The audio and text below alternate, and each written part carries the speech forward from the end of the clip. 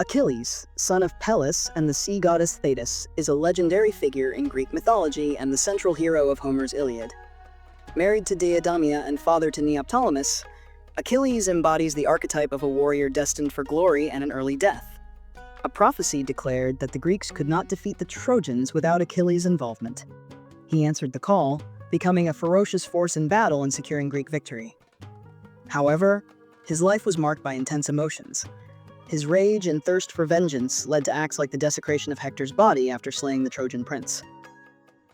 Achilles symbolizes the warrior's paradox, the pursuit of immortal fame at the cost of mortal life.